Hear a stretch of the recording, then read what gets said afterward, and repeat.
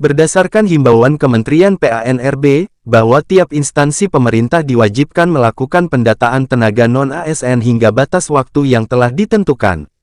Akan tetapi dalam pelaksanaannya terdapat kategori 3 tenaga honorer non-ASN yang tidak dapat ikut serta dalam pendataan tenaga non-ASN 2022. 3 tenaga honorer tersebut akan dialihkan statusnya menjadi tenaga outsourcing atau tenaga ahli daya, sesuai dengan Semenpan RB nomor B-185-M.SM, pukul 2:03, 2022.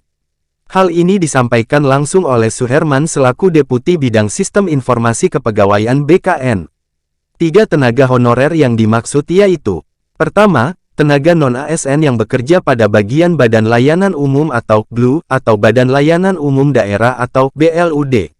Kedua, tenaga non-ASN yang berprofesi pada bidang petugas kebersihan, pengemudi, satuan pengamanan, dan bentuk jabatan lainnya yang dibayarkan dengan mekanisme tenaga outsourcing atau tenaga alih daya.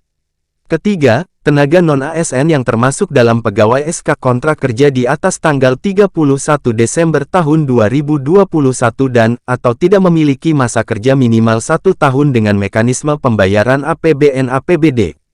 Maka dengan menunjang ketiga kategori honorer di atas, petugas kebersihan, pengemudi, satuan pengamanan, dan bentuk jabatan lain akan dialihkan ke pihak ketiga dengan status tenaga outsourcing atau tenaga ahli daya. Petugas kebersihan, pengemudi, satuan pengamanan, dan bentuk jabatan lain yang dibayarkan dengan mekanisme outsourcing atau ahli daya itu tidak termasuk yang dicatat, papar Suherman, Deputi Bidang Sistem Informasi Kepegawaian Suharmen Selasa tanggal 30 Agustus tahun 2022. Lantas bagaimana sistem gaji yang diterimanya jika dialihkan ke dalam kategori tenaga outsourcing?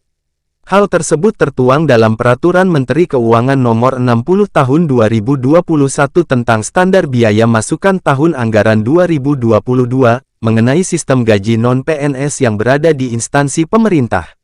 Berdasarkan peraturan tersebut, honorarium atau gaji dari tenaga non-ASN yang termasuk pada kategori outsourcing dalam hal ini satpam, pengemudi dan pramubakti ditetapkan berdasarkan provinsi kementerian atau lembaga tempat ia bekerja.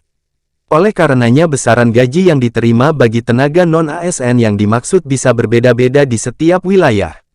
Sebagaimana diketahui saat ini tiap instansi pemerintah kini telah melangsungkan pendataan tenaga non-ASN.